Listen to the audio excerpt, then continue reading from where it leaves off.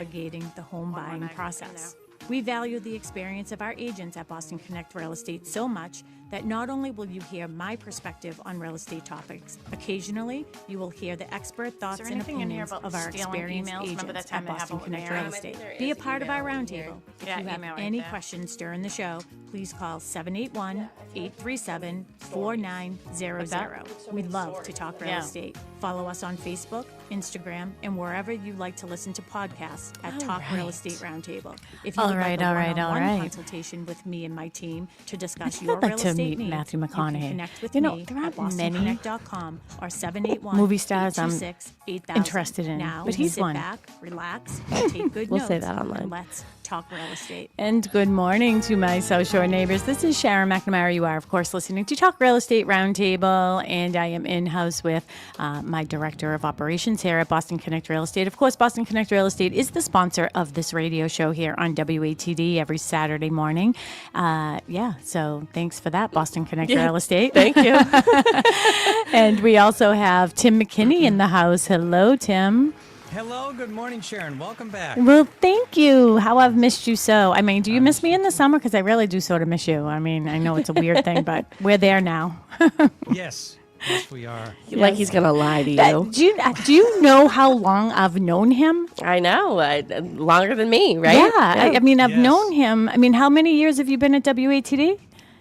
Next month will be 26. Wow. Holy So, cannoli. I've known you 26 years. You were like a little baby. I just sounded like Aisha from Down Under. Who? Not Down Under, from Below Deck. Oh, I'm like, who? Yeah, Aisha. Oh, Aisha. Aisha Oh, from Below yeah. Deck. I was like, I remember you when you were a little baby. Yeah, he was, I mean, just a Todd. A little Todd. A tad. A little tad. A little tad. Yeah. Anyways, well, good morning to everybody out there in WATD land. You're listening to Talk Real Estate Roundtable. And today's topic, it's one of those things, how we roll here. Usually if something happens during the week, that's something we're going to be discussing on our show. So sometimes our agenda, I mean, God love you, Melissa, like God bless you. Excuse me. Our agenda can change literally the day before. In an instant. Or the morning of. In the morning of. I mean, things just happen, and that's what we go with. But, this topic, it was interesting because Mark and I were having a little bite to eat last night, and we were watching the news because we're out in the pool house, and we were watching the news at, national news, like one of those... What are they called? Like nightly, nightly, not in local news. It was like national news, one of those channels, like Channel 5 or whatever it was. And they had a little section on, I can't talk. Where have I been? I've been gone 2 weeks. I can't talk. And they had a little segment on scams. And I said to Mark, oh, that's interesting. That's what our topic is tomorrow on the radio show. Yeah, it's not just real estate scams that are out there. I mean, of course, this is a real estate show. We are going to be talking heavily about, scams that are happening in our industry, how we can prevent them, how we can identify them. But also, there's been real life situations with both of us where we've identified scams in real life, and just making sure that everybody's taking precaution. I would love to think that everybody has everybody's best interest in heart and has, a great heart themselves. But they don't. Unfortunately, that's not the truth. I always say, too, like, if they only used that evil towards good, imagine where the world would be. I mean, you have some really bright people out there doing some really terrible things. Yeah, well, you got to have a villain, I guess. Yeah, and the thing that's so sad about it, and I would love some input. I know, our listeners have been very silent lately and very shy, and I don't know why. But you can call in, and Tim will pipe you right over to us, even though he's in Marshfield, we're in Pembroke. 781-837-4900, 781-837-4900. We'd love to hear some of your stories as well. If it comes to scams that you picked up on right away, things that you may have questioned. Now with AI involved, there's also this other level that we have to think about. One thing that's near and dear to my heart is our seniors and our elderly community, and making sure that they understand understand what these scams are, because some of the ones they do, and I think a lot of the scams that target older people are going towards the emotions. One of the situations that happened in our office this week or last week with one of our agents, Faith Birmingham, she's a full-time real estate agent here at Boston Connect Real Estate. One of the things that happened with her really upset me, because yes, it was a scam, but secondly is, who are they targeting? I sit on the Affordable Housing Committee for the town of Pembroke, and housing, look, I have goosebumps over it, because it really, really breaks my heart to think that, somebody can, and I'm sort of giving you a teaser here, that you can put a house, steal somebody's listing, make it a rental, and then try to target people by putting a low rent amount on there. Yeah. So a low monthly rent is going to be what entices somebody, but it's going to be, you're going after the emotions of people who are in desperate situations. And, when you look at housing and how expensive it is, and then you see a beautiful, 3-bedroom house in a lovely little South Shore community town, of course, for $13.95 a month, you would want to live there, right? Yeah. So this is how they're drawing people in, and they're playing at their emotions. And I don't like that game. Yeah, it's not right. It isn't. It is not right. I don't know if we want to jump right into that situation. I can talk about the phone call that I received, but so I received a phone call here at the office a few days ago, and it was this girl. I would say that she's probably around my age, sounded like it. And she just said, hey, I just want to confirm that, this rental is actually for rent. I saw it online and blah, blah, blah. And at the time, there are 2 agents in our office who have put on quite a few rentals in the past couple of weeks. So I was anticipating it to be one of their rentals. And then she said, do you have a rental on a XYZ street? And I said, actually, no, I have a home for sale on that street. And she said, okay, that's what I thought. She got into the conversation that she's been having with this, and I'm using air quotes, listing agent for this rental. It was a gentleman saying that he had this property for rent, and that he was willing to meet her there. And he kept saying, I'll meet you there if you want to see it. I'll meet you there if you want to see it. Don't you want to see it? And she kind of got a little nervous, rightfully so. And, who wants to meet somebody off of the internet, at a sort of vacant property. But, and then he said, if you don't want to meet me there, then I'll just send you the link to fill out the application and you can send a deposit. And she just found it to be a little strange. So part of the thing that was strange is that the ad had the street, but not the number. So when she Googled the street, she noticed that there were 2 properties on that street that were for sale, that there was nothing for rent. She compared the photos and noticed that it was our listing, went on our website, figured it out, and she called and she said, I just want to confirm, is this for rent or this for sale? And I said, it's absolutely for sale. It's not for rent. And I asked her, I said, may I ask where you found this ad? And she said, I'm sort of embarrassed to say, but I'm... And kudos to her for at least having the conversation. Yeah. Mm-hmm. She said, I'm a little embarrassed to say, but I am desperate for my mom. She's just in a situation where I'm just trying to help her find a rental that's local. But I found it on TikTok. I was communicating with somebody. He had a full profile, a lot of different rentals on the South Shore. So I thought it was legit.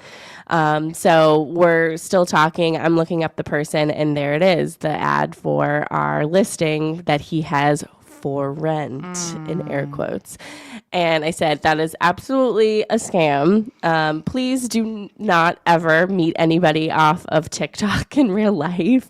So please do not send him any money, which we caught it in a time where she hadn't done anything other than just communicate with him on her phone.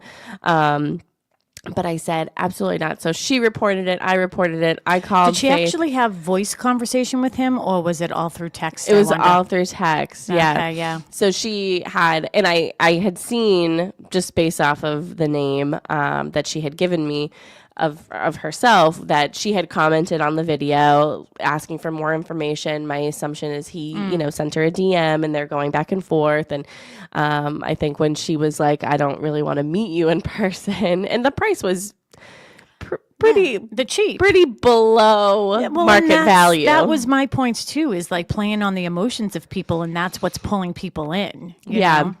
They're hoping that it's true. Yeah. But they have to, well, she had really good instincts. I'm going on to TikTok right now because I went on there a couple times, and I'll finish that. And once you finish your story, but I said, this is a scam right on there. I'm curious if you took it off. I'm going to go look. Yeah, I reported it. I know Faith reported it. The woman I spoke to on the phone reported it, and I sent it to the whole office, and I said, please report this profile. It is a scam. I went through the whole profile to make sure there weren't any other Boston Connect listings on there. I didn't see anything else. I looked him up in MLS to see if he was a real agent, not in MLS. So it just, I'm fortunate that I had a conversation with somebody who could identified that it was sort of something was fishy about it, and had the right mind to call here and, do that investigation and find out that it's our listing and everything. So the other thing is that this person took all of Faith's pictures, which she owns the rights to those pictures. Yeah. And, it's just really unfortunate. But again, I am glad that it happened to somebody who was tech savvy. Not everybody is tech savvy and can do that sort of investigative work beforehand, and then also gave us a call to let us know. I thanked her for that, and I said that I would let my broker know, and obviously I let the listing agent know, and it's unfortunate. And does that mean 2 million people looked at this thing? No, that just means Hanson. Oh, okay. I'm like, what? Yeah, because I'm on here now, and you can see my text is still there. Yeah. Yeah. I don't think that's actually manned by anybody. I think it's sort of they throw it up there if people want more But here's the information. interesting part about this is I wrote, this is a scam. Police have been contacted, because I did contact. We're just going to sneeze during the whole entire I don't know show. what's going on in here. I did contact the new chief of police in Pembroke, and I texted her just to say, hey, like, what do I do with this, And but what's interesting. I'm so sorry. We need one of those buttons. Sorry, Tim. I couldn't hold it in. So I wrote, this is a scam. Police have been contacted. And then underneath it, people are saying, when can I move in? And then the person responded with, ready to move in, contact the number for more information. People are saying, what is the square footage? I'm interested. What number McQuan is it? I used to live on this street. Oh, I just said the street number. I just sent a message to that number looking for my mom. There's no way this must be per bedroom. So I don't know what else you can do other than saying this is a scam. I've called the police. Yeah. And people are still that desperate for housing. Maybe we should call TikTok and just say, hey. Yeah. But you know what? These types of things happen all the time. And I will say, so I sent an email to the office just letting everybody know, just be aware of these things.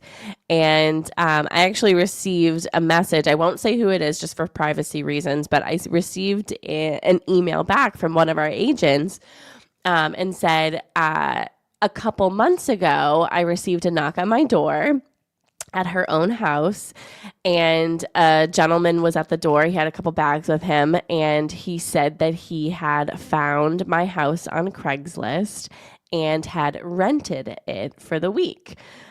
She lives in a town that very much you can vacation in for a week, go to the beach. And recently purchased it so pictures would be available to the scammer. And somebody went and made a fake listing of her property for rent for a week, and this guy actually paid.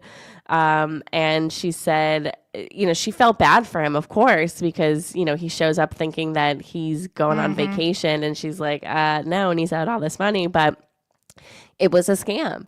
I was like, I was like, oh my gosh, I can't believe that.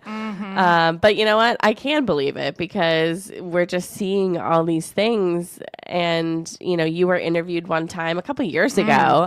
Somebody had come in and interviewed you about a rental scam that had involved one of your listings. And it's scary. It's scary because, like I said, if you're not this tech savvy person, if you're not, into investigating like I am, I love to investigate things, then you could fall for these things because they are. The name of his thing is Judy Living, and it's a picture of a gentleman, which is like, I don't Juddy. get. Oh, is it Juddy? I read it as Juddy. Oh, okay, maybe that's it. Only because there's 2 D's. Oh, yeah. But, here's the other thing, too, is with this scam that happened, what they, one was, it was like a $70 application fee. My assumption is, okay, you send the $70, like these people aren't getting rich on, $70 at a time. I would bet my bottom dollar on the fact that once they have your contact information into your bank account, that they are taking everything in it. But I also think the second level of that scam was because you just sort of mentioned upon it that I had a listing one time and I was the listing agent on that property, and then somebody bought it directly with me, and I knew that she had wintered in Florida. So I knew that, when it came to, I don't even know how it got back to me that someone was trying to rent. Oh, she called. No, I ended up calling her. I don't remember how it worked out. But anyways, the whole situation with that, they stole the pictures that I had online and everything else. And they would say, oh, meet me at the property. I'll show you the property, blah, blah, blah. But then they'd call and say, I got a flat tire. I think what had happened is somebody had contacted you interested in renting it. And it was another client that I had. Yeah, another client. And you were like, what are you talking about? So you reached out to your client who owns it and said, hey, are you renting your unit for, the summer or the winter? And she's like, no, why? That's sort of how the snowball started, because what a small world too, right? Small world. You had another client interested in that unit. I had sold her house. Yeah. And she was living on the North Shore and then just wanted something small back here. But then that second level of that scam was that they would, oh, I can't make it. I got a flat tire. Here's, the application, or here, just give me first, last, and security. It's just really, really dangerous. I mean, this is a real estate show. We're talking about all different types of scams today, but just the best advice I can give when it comes to real estate is just, you should be working with a professional real estate agent, right? So someone that somebody that you've met. Don't just be calling all over the place. If you're looking for a rental, for the most part, there are a lot of rental agents out there that do a lot of rentals, and you should be working with somebody you know. Yeah. I will say there's a movie called The Beekeeper. It's Jason Statham. I mean, every Jason Statham movie is exactly the same. They're all I'll show you a picture, you know who he is. They're all action. He's fighting somebody, fighting a crime or some reason.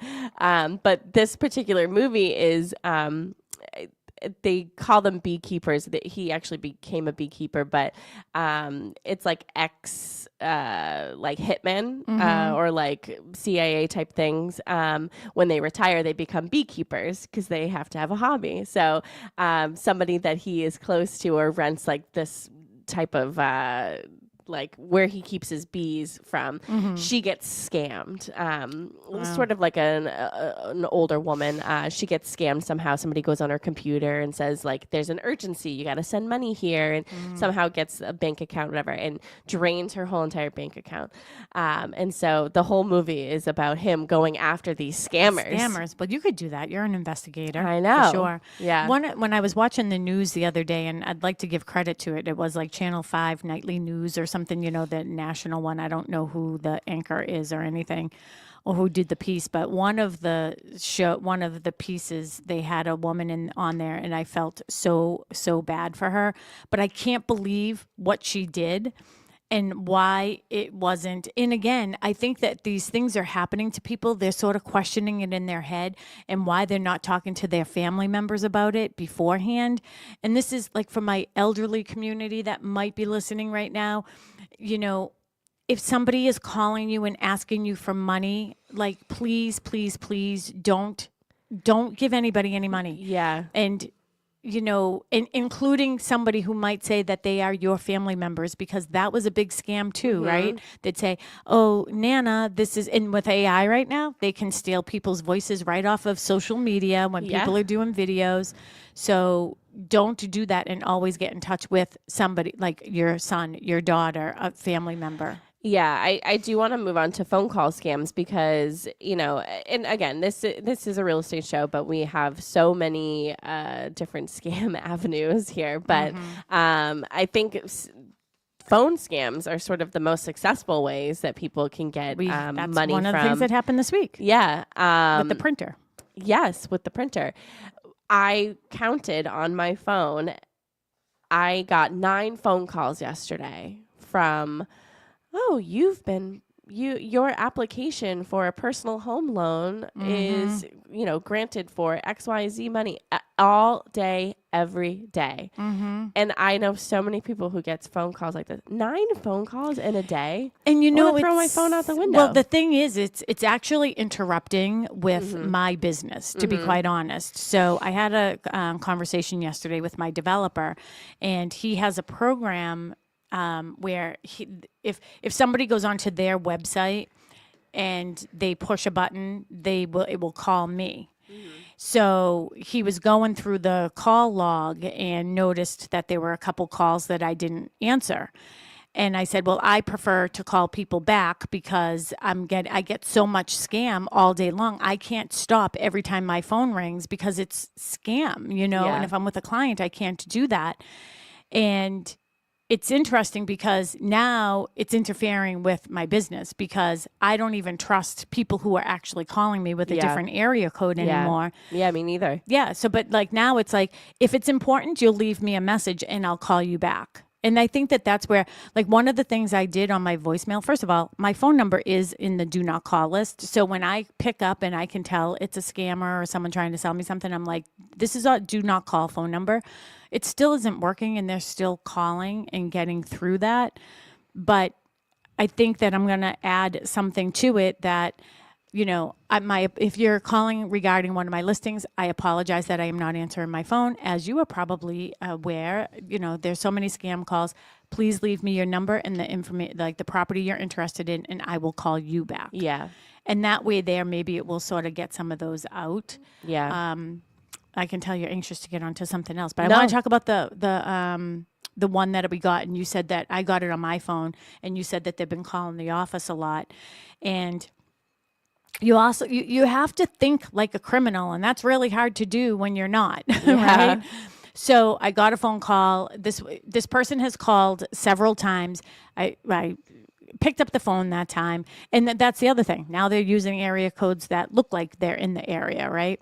So I picked it up, and they're like, "Oh, we're calling on your whatchamacallit, we're calling on your printer, and we need some information regarding your printer, something to do with the warranty or something like that." And she said, is the address 19 Mattakesett Street?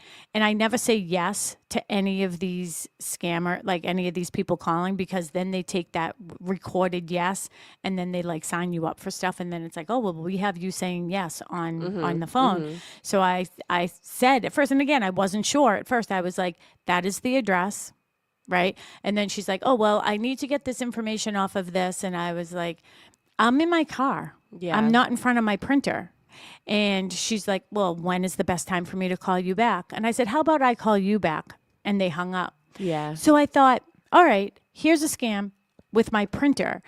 And think about how sophisticated all our equipment is now. So our main printer in the office is connected to our network. Our network is connected to my computer and your computer are probably the two most important computers in this office, right? So what an easy way to get into QuickBooks, to get into all of our accounts, find our passwords, do all that. So you have to be really careful. Nobody is going to call you for this stuff. Yeah, and the funny thing is, she'll call the office, and I've spoken to her several times. She calls the office and she asks for the serial number because she wants to send us an updated user manual. She wants to confirm the address and everything, and I always say that we have a company that services our printer. We don't need a user manual. Oh, well, there is an updated. Can you just say when's the best time for me to call back? Can you please just go and look at the serial number? And I just say no. How do these people sleep at night? Well, I don't know. Like, how does this? Because the girl that called, she sounded young. Yeah. You know what I mean? How does she sleep at night? I don't even know. And I texted the guy who, does service our printer, and he said that's a scam. Yeah. Sounds like a scam to me. Yeah. So back to this McQuon, the street one, right? The rental one. yeah. I just wanted to also mention one of the things that I did is I went on to his profile, and I looked at all of he is just loaded with houses here. Like, look at them all. I mean, there are hundreds in here, right? And look at them all. And I called a couple of the agents. Like, I looked them up in MLS because I could see the address. So I looked them up in MLS, and I called a couple of the agents just to say, I got everybody's voicemail, but maybe they don't answer their phone like me. And they said, I said, I just didn't know if you were aware, but your property is being used as a scam. And these seem to be all Massachusetts ones. I was actually going to call like one of the news stations, like maybe like Fox 25 News or something like that. And I think that they should do another refresher segment on this topic, because this guy is out there in full force, or girl, or whoever, or group of people. Yeah, or scammer company, and the beekeeper's going to come after them. Yeah. Well, I think it's interesting too, because now he has in here like somebody playing baseball, so he's trying to make it look like he's like a normal person, loving family man. Yeah. Getting back to phone call scams, I have a list here of common phone scams. So there's the bank fraud department. So when you pick up these phone calls, if you're not already associated with some of these departments, chances are they're a scam. If you're, IRS and tax scams, Social Security scams, Medicare scams, utility shutoff notices, Amazon purchase verification, or how about those text messages that you get? We are attempted to deliver your package. It's from the USPS, but it's not. Don't click on the link.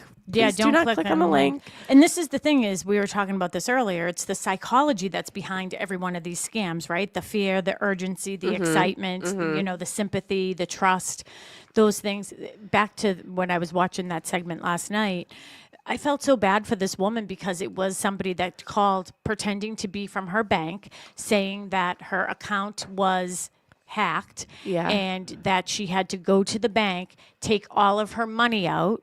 I can't believe how she fell for this. I don't know. To take all of her money out. So she took $9,000 out of the bank, and that they were sending a courier to pick it up because they were bringing it to like a federal bank or a branch or something. And this all happened? And she did it. Oh, no. But I felt bad for her. She was on TV. It's like she was crying during this interview. She's like, I'm so embarrassed to think that I actually fell for this. And I would say she was probably in her 70s. And she's like, I'm so embarrassed that I fell for this, but I feel that I have to tell people about it because I don't want it to happen to somebody else. Yeah. She's like, I can't sleep at night thinking about how foolish I was. Yeah. Last summer, I was in CVS in Pembroke Center, and I walked in, and there was a gentleman on the phone, on speakerphone, thankfully, with somebody at the gift card department, right at the end where the cards are. And I don't know if I was in there for something. I was walking by him, and I overheard something that just didn't sit right with me.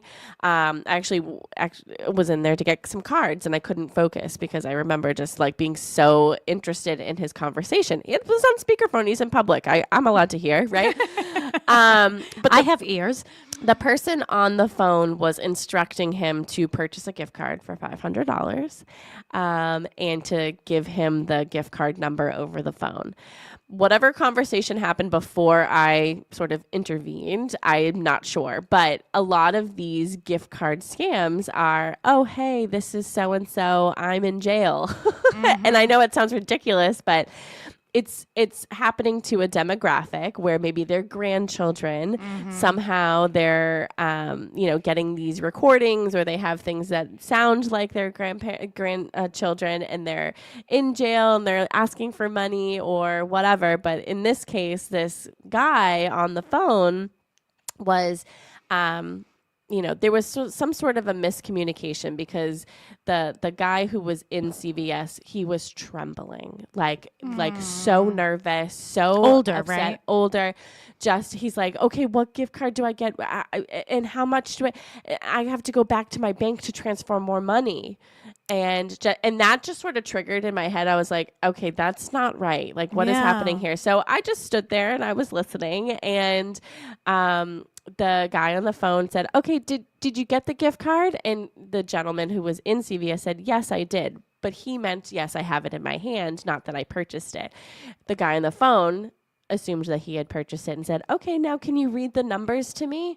And I just tried to get the guy's attention. I said, it's a scam. Please just hang up the phone. He does not need this. Like, please. And he was so nervous. He was shooing me away. He was saying, please, I have to do this. Please just stop to me. And I tried to get his attention again. He was very nervous. The guy on the phone was very insistent. Please give me the number. And I said, you know what? I'm not going to get anywhere with this guy, because whatever he said to playing him, on his emotions. yeah, whatever he said to him before I got there shook him up. So I went up front to the girl behind the desk at CVS, and I said, I just want to let you know that the situation. And she said, oh my gosh, thank you so much. I'm going to call, my manager, and I'm sure we'll call the police. And I was like, okay. I go, he's coming up here to buy a $500 gift card. Please do not don't let him. I recently had to, I think it was, I don't even remember what it was, but I had to purchase a large gift card. I had collected money from people, and we were doing a joint gift. And I remember, I think it was probably $500 buying a gift card. And I had to answer questions. Okay, have you been contacted by somebody requesting this gift card? Things like that. And I just had to assure them, no, it's a gift from me. Like, no, like, we know she is having a baby.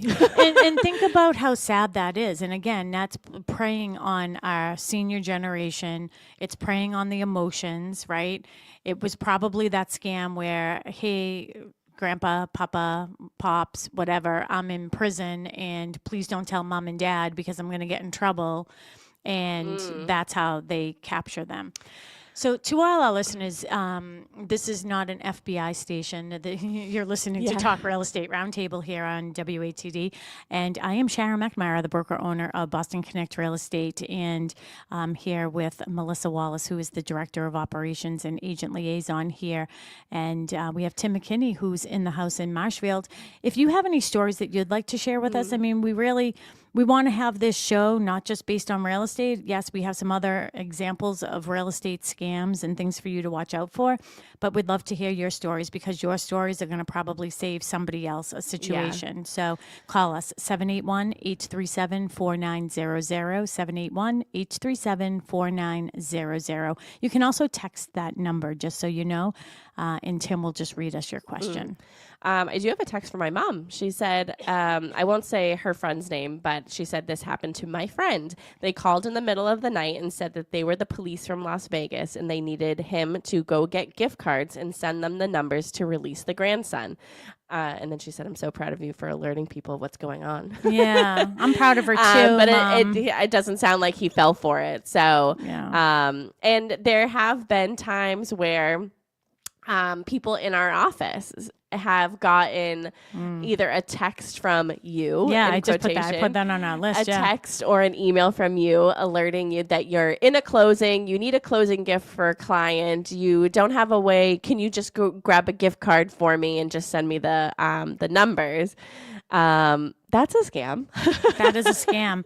And we try to tell our agents, but it sounds so real. And of course, again, playing on the emotions of people, right? So these are intelligent people that work here, right? And you know what? We had somebody, right? A newer agent, younger, just new into the business, and we think that he fell for it. Yeah. And, I think I think about him in that predicament was, oh, my boss, which, I'm not really anybody's boss. I'm their broker, but, You're my boss. yeah, yes, I am your boss.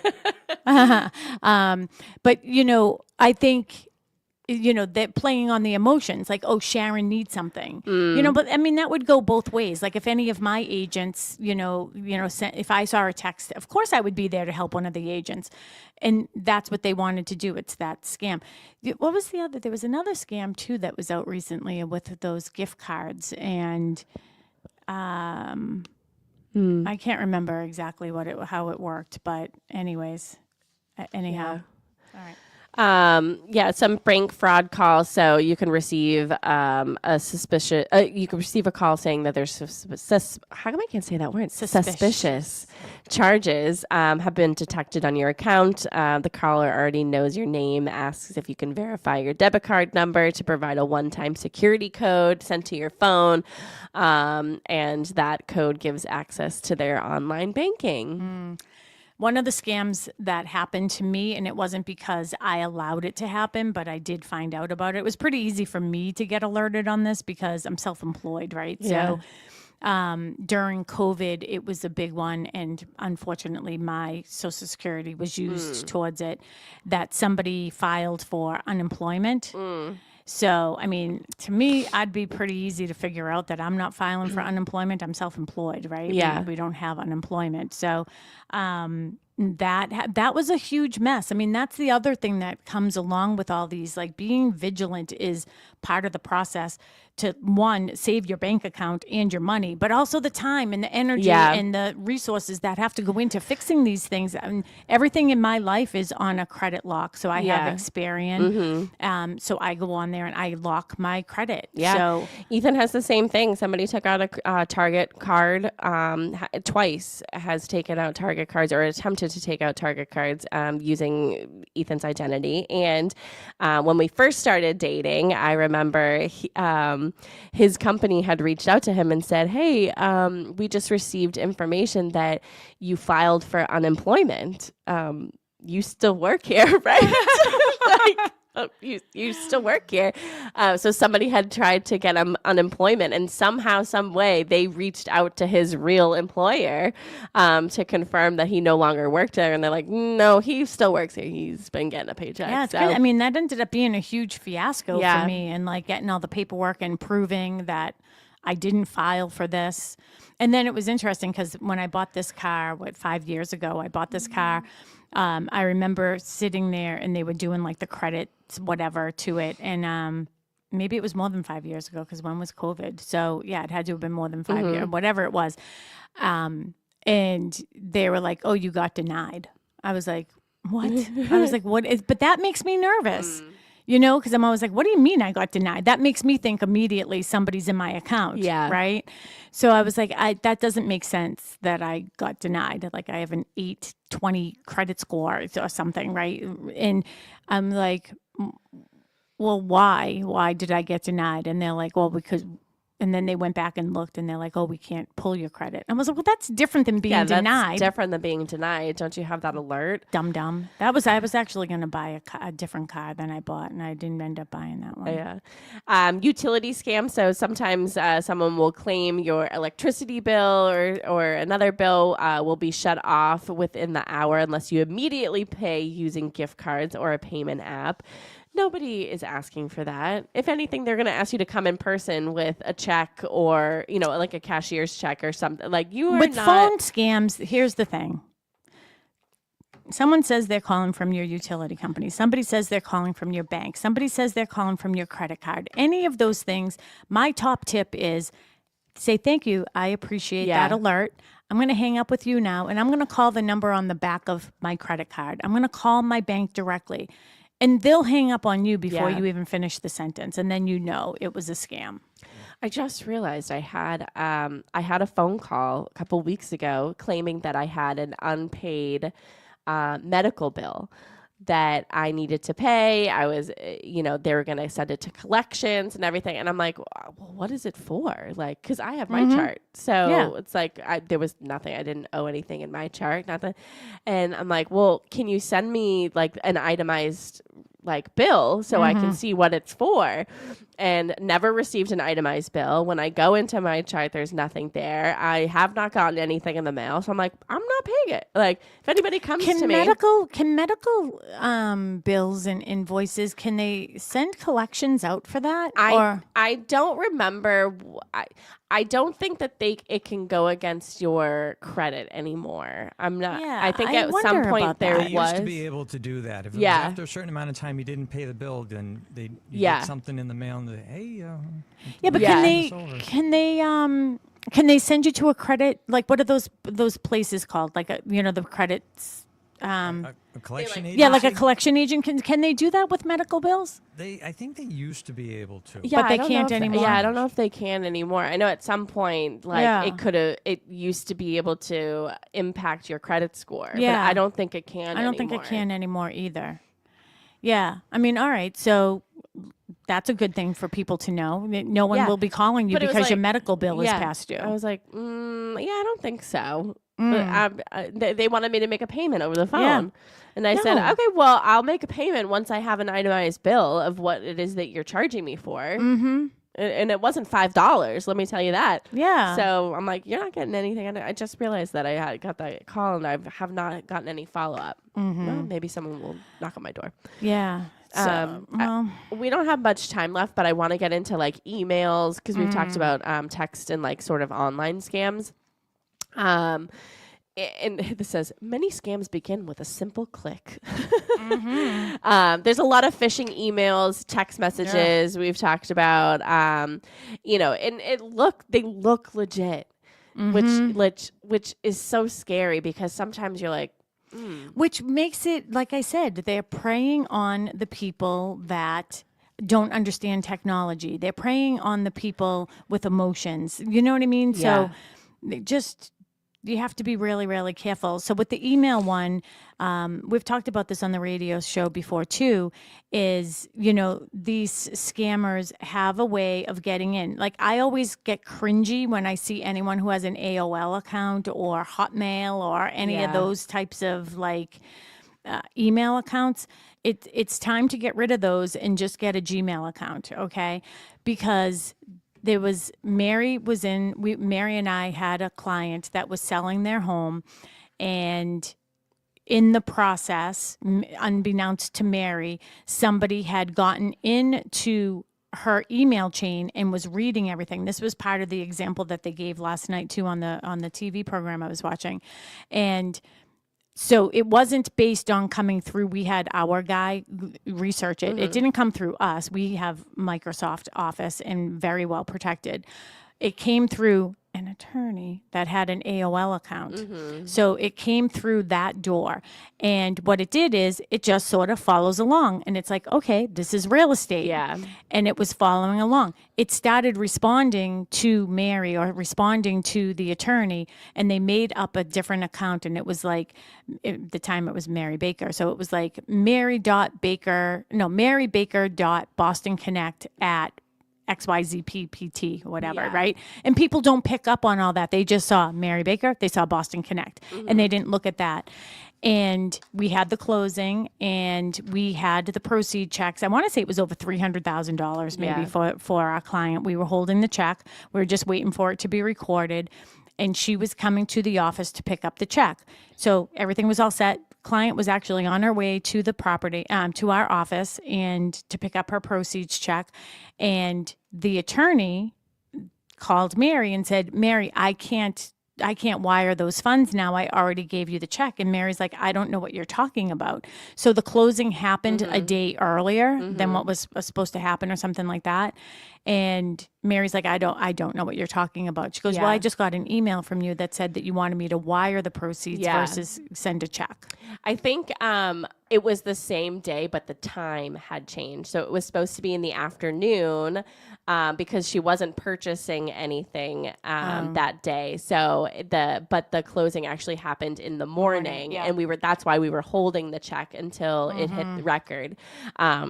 And so for the fraudster, they probably thought, okay, I have enough time to ask for a wire transfer now instead of receiving a check, when really the closing had already happened. We already had that check in hand. So, I mean, great for the attorney for calling Mary and saying, instead of responding via email. But sometimes time is of the essence and you got to have that sense of urgency. Yeah. And too, like no one picked up on it because Mary obviously wasn't getting those emails. Following along the whole time. Yeah, so the other attorney was probably like, Mary was at one point saying, I don't understand, this attorney doesn't seem very corresponding very responsive well. When really the attorney was responding to the fraudster. Exactly. And the other one we had in here just a couple of years ago was one of our agents had a listing and had a buyer. Yeah, she represented the buyer. Did she? Talking about the same with the wire? Down the Cape? With the wire transfer? Yeah, the wire transfer? Yeah, I think that was a Cape House somewhere. Yeah, wasn't represented the buyer. She had the buyer, and I feel like it was the other way around because they asked our agent, they were at the home inspection. When I get the second deposit, can I wire you the funds? And she said, no, we don't take wire transfers. We only take certified bank checks. Right? Yeah, because I remember her coming in. I remember it differently, but that might be true. And then when, because I remember the broker owner of that company came in here too, and she's like, I can't believe my client did that.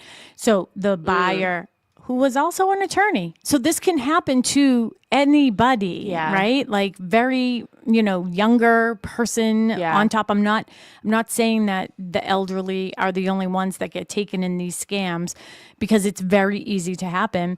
So he got his purchase and sales agreement. He got somebody tapped into the email chain, said that it was the person. Here are the wire transfer numbers. He sent it. And as soon as he sent it, he remembered back being at that home inspection and hearing our agent say, we don't accept wire transfers. And he knew. And it was like $60,000, wasn't it? Yeah. I think it was even probably more than that. Yeah.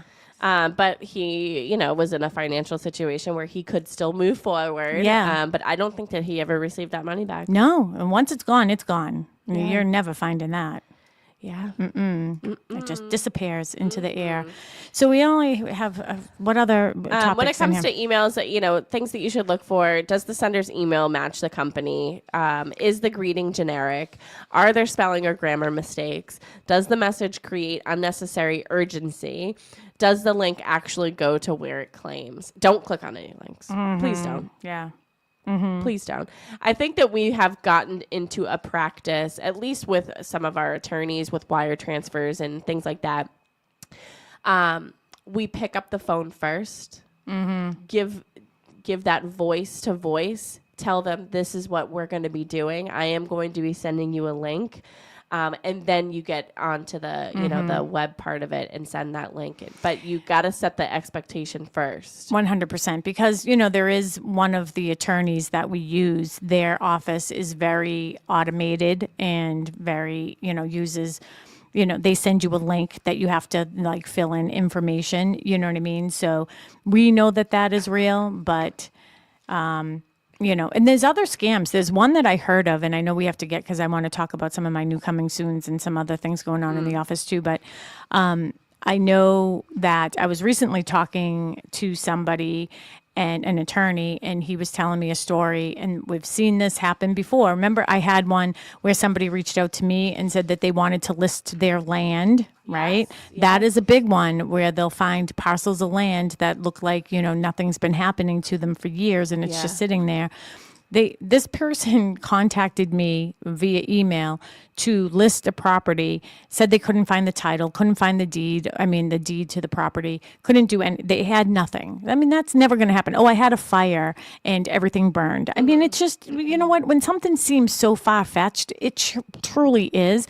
The thing that was interesting about that person calling me, think about this, Massachusetts, pretty big. Yeah. Lots of land, many.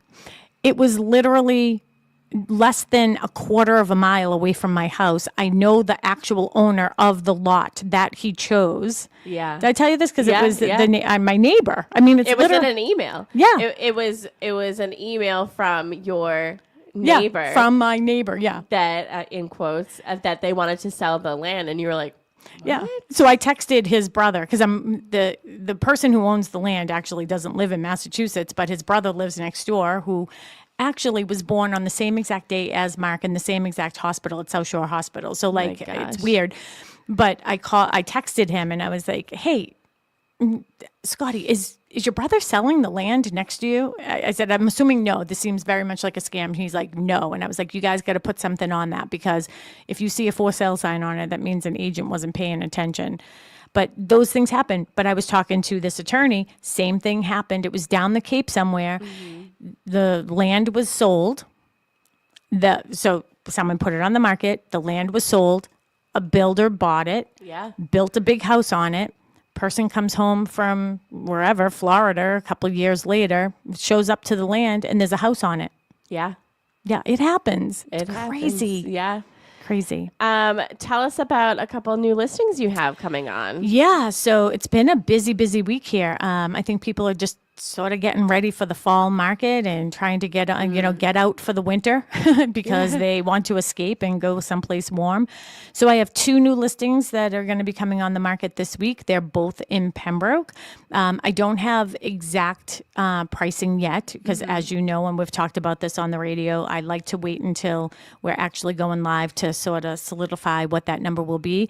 But one of them will be in Pembroke. It's a split level, and it is a 3-bedroom, and it has a 1-car garage, beautiful land. Yeah. Lots of sort of upgrades on it. That's probably going to be in, I think we solidified that one, like $675 for that one. And then the other one I have is a 3-bedroom Cape, quaint little Cape. A lot of mechanical updates have been done, but there's some wallpaper and there's a couple things like that, so cosmetically, this is going to be a great opportunity for somebody to be able to put their own equity into this house and make it their own. Yeah. The house is going to be priced reflective of that condition. I'm not saying it's a tear down. It is not. It is just, it's not updated with a brand new kitchen and baths and that type of stuff. So, but a really, really good opportunity for somebody to put a lot of their own sweat equity into it. Great lot, great neighborhood area. So yeah, that will be coming on, and that's going to be, I'm just going to say, in the 6s, because that number has not been solidified yet. So those are both coming on the market next week. So be sure to follow us at Boston Connect Real Estate. Go to bostonconnect.com to find all of our listings. We have a ton of open houses this weekend. Cochise Estates, of course, in West Bridgewater every single Saturday and Sunday from 10 to 1. Team Flynn has 360 High Street in Whitman. They will be there today from 10 to 11:30. That is on the market for $549,999. The Grady team have a brand new listing. It's great. It is 220 Center Street, Unit 17 in Pembroke. That is on the market for $825. They will be there today and tomorrow from 11 to 1. And Sue Bollinger will be at 30 Grant Street in West Bridgewater tomorrow, 1:30 to 3. That is on the market for $569. And that's adorable. I went and looked at that one. That one is a flip, and they did a really nice job on it. So I know that she's been over there staging it and doing some stuff to it. So go look at that house in West Bridgewater. Nice little side street. So it's a great opportunity. They've lowered the price over there. So thank you. And again, if you have any questions for us, if you're thinking about selling a house or buying a home and you'd like to work with me, feel free to call me, 781-294-4848. Again, we have tons of wonderful agents here at Boston Connect. You hear them here on this radio station when I am not here. We have Tracy Grady. We have Sue Bollinger. We have Kristen Howlett. We have Faith Birmingham, all people who fill in for me here and out on the road. But you can also go to bostonconnect.com and find all of our agents, and you can find the profile that mixes best with you. Have a great day. Bye, Tim. Senate for staying late to complete the process of confirming him as the